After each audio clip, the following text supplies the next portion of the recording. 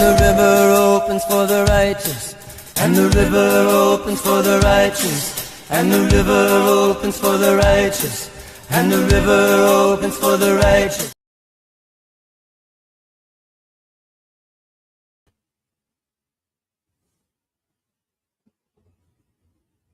Yeah. Well, we've done a piece about attacks on Jews. We've done a piece about sort of threats and people in high places who have negative attitudes. But now we're going to talk from a Jewish point of view. And we're going to talk about what it means to fight back, what it means to resist this ongoing sense that we're being marginalized. Now, I want to say about being marginalized that I probably felt marginalized growing up, until the age of, I don't know, maybe early teens. But one of the things that I remember as being an example of non-marginalization was when Bill Clinton, oddly enough, president of the United States, had the first Passover Seder in the White House. That meant we weren't just being tolerated, we're part of the fabric. It's time for us to make sure and to pretend, not to pretend, to believe that we are absolutely necessary to the fabric of this country.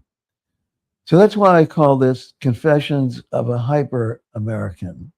Now, we can use the word hyper American in two different ways. Somebody with ADHD is hyper. I've got that. But the hyper American part is about the way I see myself as kind of quintessentially with American identity from a certain period, baby boomers. And we took a lot of risks. I mean, at age 15, myself and a friend hitchhiked down to Florida from Maryland. We were taking risks that they do not do now. And that's because we believed that the country was, I guess, on the upswing. And the country is no longer on the upswing. And therefore, as Jews and others, we're going to have to do more to do that, more to be considered part of the fabric. One of the things we need to do is show more courage and creativity. I've been seeing a lot more, even on the internet and in other ways, people being demonstrably, publicly Jewish. And I've been doing that for a long time. For example, I played the shofar, and the number of non-Jews I've taught of all ages to play the shofar is, count on, 20 hands. Because why should I not? What's there to hold back? What's there to be self-conscious about? Nothing. We have a lot to share. And when we share, we build alliances. We build friends and allies. And I believe that I'm very, very good at that because I don't take for granted or an assumption that non-Jews suspect us, or that non-Jews don't understand us automatically, or that non-Jews can't be made to understand us. Of course, we have to put it in basic ways. Are we a religion? Partly. Are we an ethnic group? Yeah. Are we a people? Yes. Are we a nation? Yes. Now, all four of those things can become complicated to people. But we don't have to get stuck on definitions. Definitions is not the way to start a conversation or to start an interaction. Definitely not. We have to show we have courage. We have to show that we trust having allies. We have to show that we expect people to be allies. Why? Why? Because almost every kid under the age of 40 studied the Holocaust in some ways in public high school. And they were told that being a bystander, a silent bystander, is evil, is wrong. And it's time for non-Jews to not be silent bystanders as the mood gets worse and as the mood has crept up in a very, very, very almost dramatic and quick and unexpected way, at least for most of us.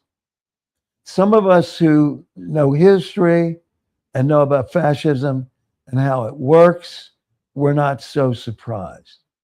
But most people have been. So what we need to do is not be in the closet. We need to be out there in the streets, out there in the classrooms, out there in college classrooms, not being self-conscious. One of the things I said in a podcast that we did in Harvard Yard. Harvard Yard is the big park, so to speak, the big gathering place at Harvard University. And of course, this was shortly after October 7th. And what had happened at Harvard University on either October 7th or 8th or 9th, what had happened was there was a massive, or let's say massive in the sense of the number of groups that signed on to a pretty outrageous statement, in a way defending Hamas, in a way really undermining the tragedy. And I knew that if they got away with it, it was going to keep going way outside the campuses. It would go into the streets, and it would go into the bars. It would go into higher education we've got. It would go into high schools. It would go into the media. And of course it has. So I yelled out in Harvard Yard, Jewish students, get off your ass. Jewish students, wake up. Because if you can't stand up at an Ivy League university, how are you going to stand up to anti-Semitism hardcore in a biker bar? In a biker bar, if you can't stand up on a major university, how are you going to stand up in a biker bar? Of course, that's a rhetorical question, but it's a good illustration of what one can be up against. And you can be up against it very fast, very fast. And the conversation seeps down like a rabbit hole, into the rabbit hole. And I saw last night I think it was on YouTube, and I try not to watch it all. I was actually looking for my own videos. And I happened to come across a program, which I forget. No, I think it's right. I think it's a program called The Young Turks. The Young Turks, I guess, as in Turkish. And the Young Turks is militantly anti-Jewish, anti-Israel, and so forth. In this little video, not with the host of the Young Turks, whose name I forget, this was with a young woman interviewer, and a young guy, very young guy, being interviewed, but they're basically friends. And this guy made fun of, listen to this, made fun of the testimony of a young woman taken from that rock concert on October 7th and brought into the tunnels and brought into being hijacked or being, what's the word? And she had said, I guess, in an interview that she practiced yoga while she was being held hostage. Held hostage, practiced yoga. They made fun of that. They made fun of it that the girl was practicing yoga. She was maybe 16 or 17. Well, Mahatma Gandhi would have been practicing yoga if he was held hostage. Mahatma Gandhi would have been practicing yoga if he was held hostage. Correct? And so would the former president of South Africa, who was held hostage for 20 years. And why am I forgetting his name? but I am. And he was a hero. And he would have practiced all kinds of things to stay alive. So we're going down into the pits. And we're going down into the pits because we haven't stood up strong enough to the beginning of the pits. You got to stop it when it starts. Nelson Mandela, sorry. Nelson Mandela would have been doing yoga or meditation or prayer or something when he was held in confinement. I'm not comparing him to this young woman. What I'm saying is respect all life. Respect Jewish life. Respect Jewish life in peril.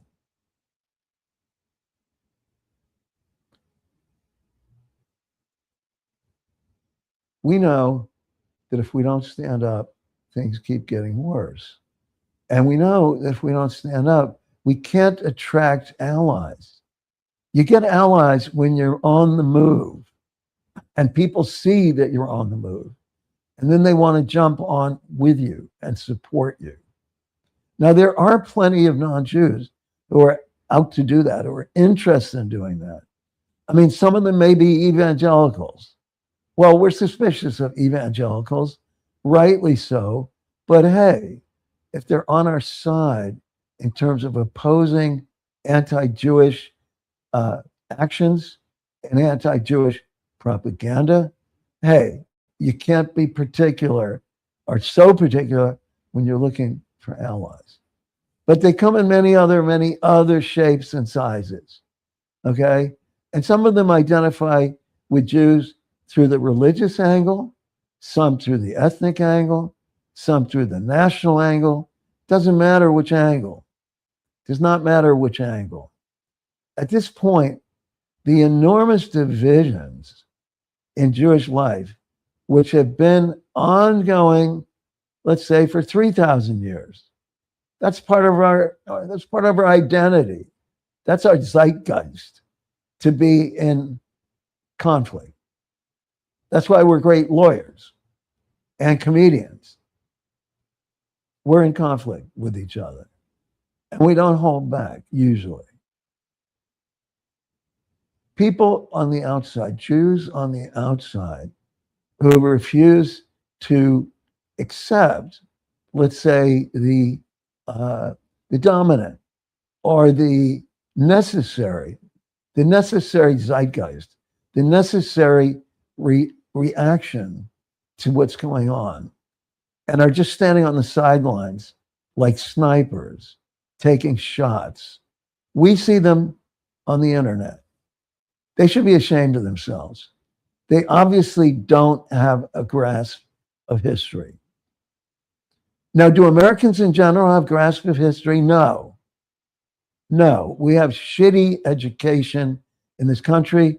Public education is shitty, and especially now when it's being under more control from the right wing, and when, if not that, it's being focused on transactions, on getting a science degree. Not that that's wrong at all, but it doesn't involve the humanities and history and social science, which is how people learn about what's going on and what might happen and what has happened in the past. Very, very crucial. So we don't have enough people, we don't have enough Americans who are on guard, who are on their toes, waiting to see, not waiting, but ready to oppose what's happening. Of course, I am, and the people I hang out with are, whether Jewish or not, but we're not a majority. We're a minority. And the minority of people against us, called MAGA and things like that, are a lot more violent, are a lot more unreluctant to use weapons or violence. And we've seen them close up. We've seen them close up. And it's not a pretty sight. So right now, what are we relying on? What are we relying on to protect us? Well, we do have allies. We do have allies that use legal means. And we do have plenty of Jewish lawyers and other lawyers who are fighting that system, who are doing very creative lawsuits. And we have the ACLU. We have a lot of groups like that. But what happens when the opposition overrides it? What happens when the opposition is unafraid and has nothing to lose? Okay, people who have a lot to lose are much less likely to engage in militant and risky action. People who have a lot less to lose are not. And I would say, on a whole, the MAGA people have less to lose, and our side has more to lose. That's the imbalance. Also, our side believes strongly in nonviolent civil disobedience, nonviolent, even if provoked. And it's really hard to watch that. It's really hard to watch that. I'm going to end on a story from childhood, because it may demonstrate to you both my character and my personality and my growing up and the values that my parents taught and the way that I was able to see things at a much younger age than most people. I was 10 years old, and my mother took me out of, say, fourth grade, maybe fifth, for the day to go. We were living in Silver Spring, Maryland, which is a suburb of Washington, D.C. By the way, I can also say I'm a hyper-American because I was born, unlike most people, in Washington, D.C. So my mother took me out of school to take me to a vigil, not really a demonstration, but a protest vigil, a silent protest vigil in front of the White House. And it was from a group called Women's Strike for Peace. It wasn't really a feminist movement, but it was an early women's movement, kind of like the League of Women Voters, women becoming activists in politics. And my mother was very dedicated to it. So there was a small protest in front of the White House, of course, in front of a White House gate, front of a White House gate, not in front of the White House itself. And it was maybe 30 people.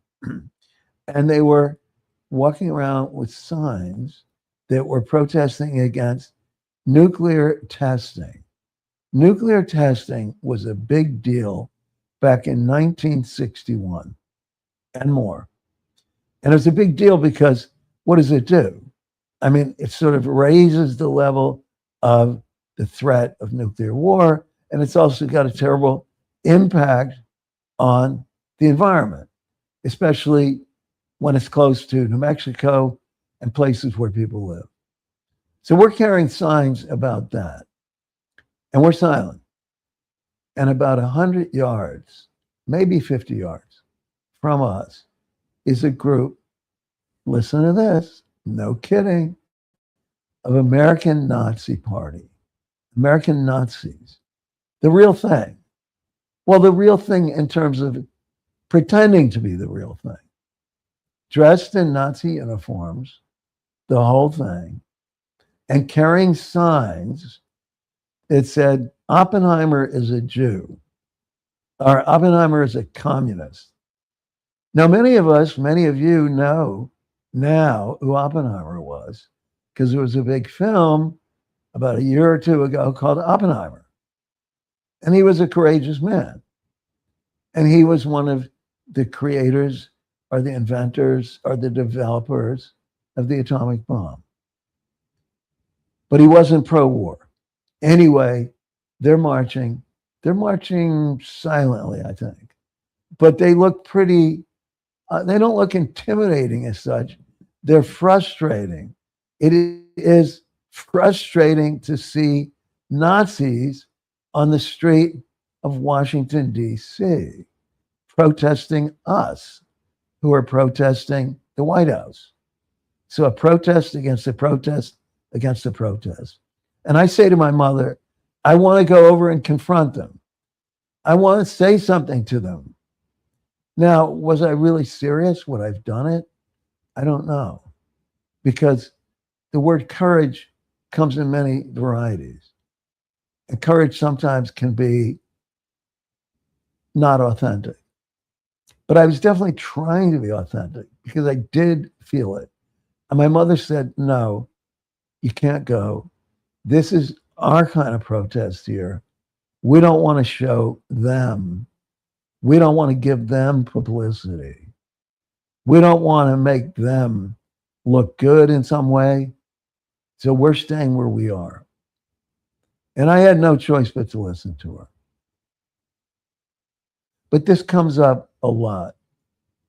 These kinds of situations come up a lot, and they will come up more. And the question is, what do we do?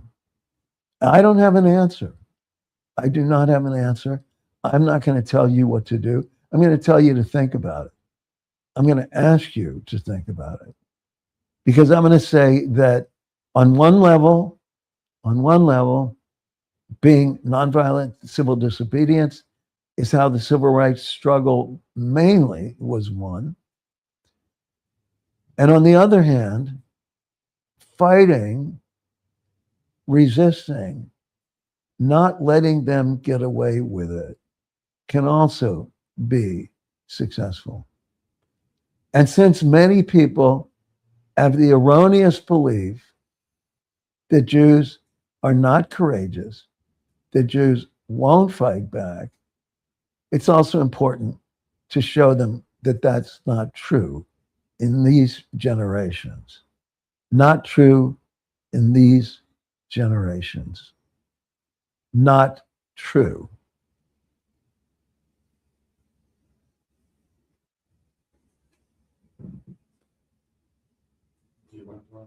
Yeah, let me watch it a little bit. And the river opens for the righteous, and the river opens for the righteous, and the river opens for the righteous, and the river opens for the righteous.